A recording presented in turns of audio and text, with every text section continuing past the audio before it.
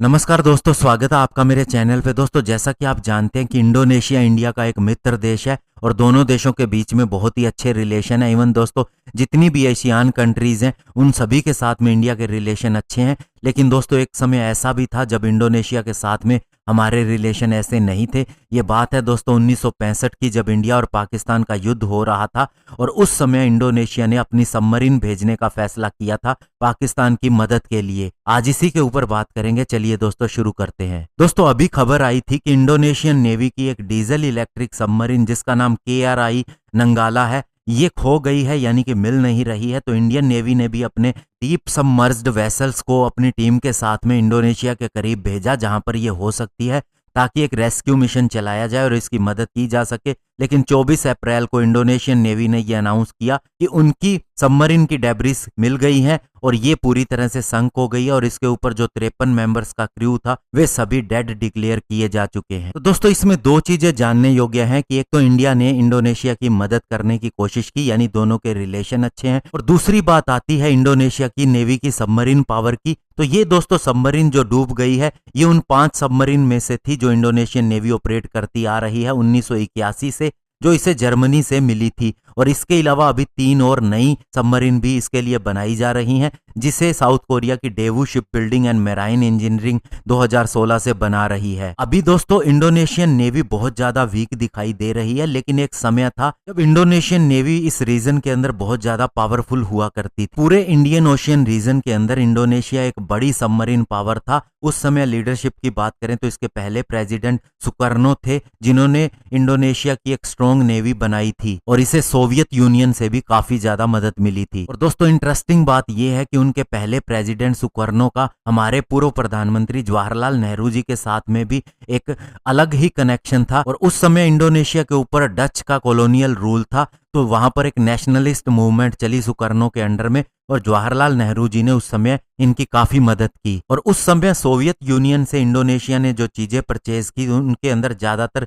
Missile carrying small petrol craft थे, जिन्हें missile boat भी बोला जाता है, डेस्ट्रॉयर थे, फ्रिगेट थे, और इसके अलावा 12 विस्की क्लास की डीजल इलेक्ट्रिक सबमरीन भी शामिल थी। और ये विस्की सीरीज की सबमरीन जर्मन की यू बोट के जैसी थी, जो सोवियत यूनियन ने सेकेंड वर्ल्ड वार के अंदर सीज की थी और उसी के ऊपर अपनी सबमरीन बनाई थी। और इंडिया को सोवियत यूनियन से अपनी पहली सबमरीन और मिसाइल बोट 1960 के अंदर मिली थी, जबकि इंडोनेशिया 1948 के अंदर जब वहां पर नेशनलिस्ट मूवमेंट चली थी आजादी के लिए, तो उसके बाद सुकर्नो ने ये अपनी नेवी के लिए खरीदनी शुरू कर दी थी। उस समय सोवियत यूनियन की ये मिसाइल बोट भी बहुत ज्यादा पॉपुलर थी, क्योंकि दोस्तों इसराइली वारशिप को 1967 के अंदर इजिप्टियन नेवी ने इसी की मदद से डुबो दिया था, और 1971 वार के अंदर इंडिया ने भी इसी मिसाइल बोट की मदद से पूरे कराची को तबाह कर दिया था। लेकिन दोस्तों, बड़ी बात यह है कि इंडोनेशिया ने 1959 से लेकर 1964 के अंदर अपनी नेवी की पावर इतनी ज्यादा बढ़ा दी थी कि उसने सोवियत यूनियन से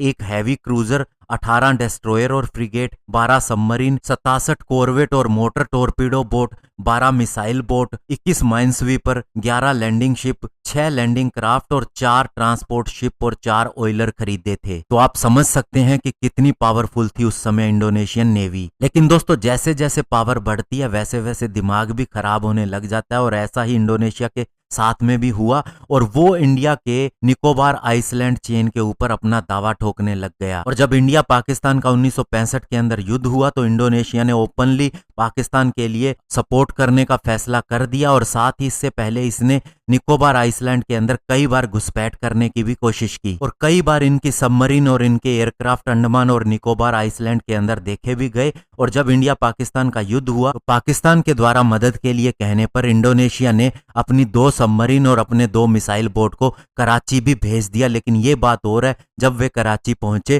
तो इंडिया और पाकिस्तान सीज फायर का ऐलान कर चुके थे। इसके अलावा दोस्तों, पाकिस्तान के एयर मार्शल असगर खान, जिन्हें दोस्तों चीफ ऑफ पाकिस्तान एयरफोर्स बनाया गया था 1965 का युद्ध होने से पहले, उन्होंने अपनी बुक के अंदर भी लिखा है कि इंडोनेशिया ने कहा था कि अगर पाकिस्तान के ऊपर हमला हुआ तो इसे इंडोनेशिया के ऊपर हमला समझा जाएगा। असगर खान 1965 का युद्ध होने से पहले सुकर्नो से भी मिले थे। और इसके अलावा दोस्तों, आपको बता दें कि उस समय एडमिरल रेडन एडी, जो कि दोस्तों हेड थे इंडोनेशियन नेवी के, उन्होंने ये भी कहा था असगर खान को कि आप नहीं चाहते कि हम अंडमान आइसलैंड के ऊपर कब्जा कर लें। तो दोस्तों ओवरऑल कहने का मतलब ये है कि अगर आप कमजोर हो गए तो आपके ऊपर कोई भी हमला कर देगा। ये सदियों से ही बात सच साबित होती आई है और ऐसा पास्ट के अंदर भी हुआ है। इसीलिए इंडिया आज मजबूत भी हो रहा है और उसके रिलेशन भी सबके साथ में अच्छे हैं। इवन दोस्तों अमेरिका ने पास्ट के अंदर हमें कितनी चीजों के लिए मना किया है और हमारी सरकारें गिड़गिड़ाकर वहां से वापस खाली हाथ लौट आती थी, लेकिन इस बार एनएसए अजीत डोवल ने, जब अमेरिका ने हमें वैक्सीन का सामान देने से मना किया, केवल एक बार फोन किया और अमेरिका ने उसी समय हरी झंडी दिखा दी कि इंडिया को हम सारा रॉ मटेरियल देंगे। तो दोस्तों ये कूटनीति भी होती है और साथ ही अपने आप को मजबूती से दिखाना भी होता है और मजबूत करना भी होता है, और यही चीज इंडिया कर रहा है और यही पिछले 6 सालों में हो रहा है। धन्यवाद। जय हिंद।